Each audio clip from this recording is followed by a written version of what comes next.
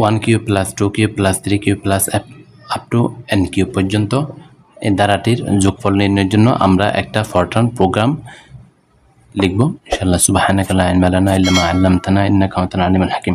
এখানে প্রত্যেকটা সংখ্যা হচ্ছে কি সংখ্যা? পূর্ণ সংখ্যা। পূর্ণ সংখ্যার জন্য ডাটা টাইপ হচ্ছে ইন্টিজার। পূর্ণ সংখ্যার জন্য ডাটা টাইপ হচ্ছে ইন্টিজার। পূর্ণ সংখ্যার জন্য ডাটা টাইপ হচ্ছে ইন্টিজার ডাটা টাইপ। তাহলে ইন্টিজার আমাদের কি নির্ণয় করতে হবে? সামেশন অর্থাৎ যোগফল। তাহলে সামেশন থেকে সাম। এখন কম্পিউটার বা কম্পাইলার এন এর মানটা পড়বে। তাহলে রিড স্টেটমেন্ট দ্বারা সেটা আমরা ডিনোট করব অ্যাস্টেরিক, এটাকে বলা হয় অ্যাস্টেরিক কমা এন। এখানে প্রথম সংখ্যাটা কি আছে? প্রথম সংখ্যাটা 1 আর কি আছে? 0 আছে। তাহলে 0 থেকে তো কি করবে? সেটা যোগ করবে। তাহলে এখন আমাদের লুপ শুরু, ডু লুপ শুরু। আমরা পূর্ণ সংখ্যার জন্য 6টা অক্ষর ব্যবহার করে থাকি, IJKLMN 6টা। তাহলে এই 6টার মধ্যে যে কোনো একটা দ্বারা আমরা কি করতে পারি? ডিনোট করতে পারি। তাহলে 1 থেকে কি পর্যন্ত? n পর্যন্ত। এখানে কোনো ধরনের পার্থক্য আছে? পার্থক্য নাই। যদি আমাদের পার্থক্য থাকতো তাহলে যত পার্থক্য থাকতো তত আমরা n এর পরে আমরা লিখতাম। সাপোজ এখানে যদি 1 3 5 এরকম যদি থাকতো তাহলে আমরা i এর মান কি লিখতাম? i এর মান i = 1 n, তারপর পার্থক্য কত? 2 করে সেটা আমরা লিখতাম। তাহলে এখানে কোনো পার্থক্য নাই, সেজন্য আমাদের এখানে পার্থক্য লেখার প্রয়োজন নেই। তারপর এখন আমাদের যোগ করবে সাম = তাহলে কত থেকে শুরু হবে? 0 থেকে। তাহলে সাম প্লাস আই। এখানে পাওয়ার কত? পাওয়ার 3। তাহলে পাওয়ার বোঝানোর জন্য ডাবল অ্যাস্টেরিক। পাওয়ার বোঝানোর জন্য এটাকে বলা হয় পাওয়ার অপারেটর। পাওয়ার এটা অর্থাৎ দুইটা ডাবল স্টার, দুইটা স্টার চিহ্ন দিব। তারপর আমাদের পাওয়ার কত? 3, আই ডাবল স্টার 3। তারপর আমাদের ডু লুপ শেষ, এন্ড ডু। তাহলে যতক্ষণ পর্যন্ত n এর মান পর্যন্ত না যাবে সামটা, ততক্ষণ পর্যন্ত আমরা এটা ঘুরতে থাকবে। তারপর একসময় লুপটা শেষ হয়ে যাবে। এখন লুপ যেহেতু শেষ হবে তখন কম্পিউটার আমাদেরকে প্রিন্ট দেখাবে। প্রিন্ট স্ট্যাটিক কমা সাম = কোথায় রাখবে? সাম নামক ফোল্ডার নিয়ে আমাদের দেখাবে।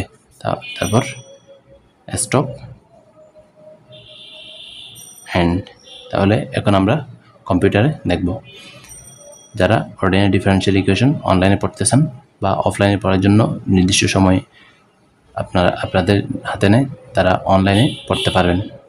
আমার হোয়াটসঅ্যাপ নাম্বারে যোগাযোগ করবেন। ইনশাআল্লাহ 1.5 থেকে 2 মাস লাগবে এই বইটা শেষ করতে। ইন্টিজার সাম। তাহলে আমরা এখানে ইন্টিজার কেন দিলাম? পূর্ণ সংখ্যার ডেটা টাইপ হচ্ছে ইন্টিজার, এই জন্য আমরা ইন্টিজার দিলাম।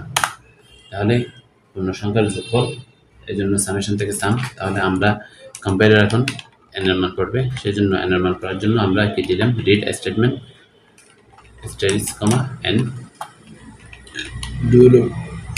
তার আগে আমরা কি দিব? সাম = 0। Do loop start.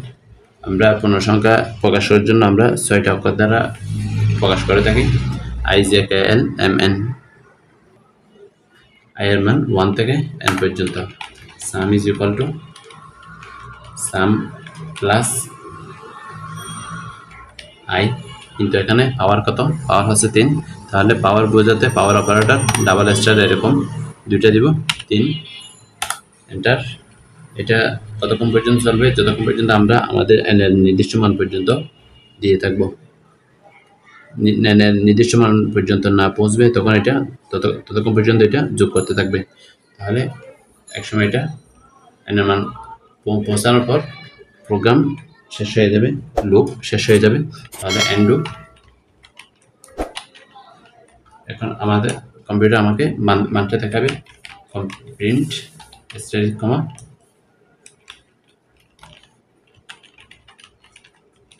সাম = সাম। এখানে আমি একটা শব্দ দিব পজ। এটা কেন দিছি সেটা একটু পরে দেখাচ্ছি। স্টপ অ্যান্ড এটা লেখার সময় দেওয়ার প্রয়োজন নেই। তাহলে সেভ করলাম।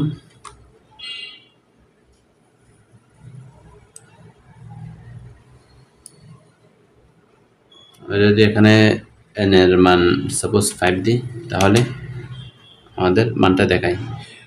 আর যদি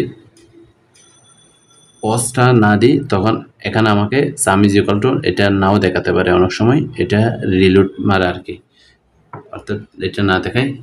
যেমন আমি যদি দেখাই পজটা আমি কেটে দিলাম, সাপোজ আমি পজটা কেটে দিলাম, সেভ করলাম। এখন আমি যদি একটা মান দিই, সাপোজ 3 দিলাম, এই যে অর্থাৎ আমাকে মানটা দেখায় নেই, এই জন্য আমি এখানে কি দিলাম, ফলস শব্দটা দিলাম, সেভ করলাম।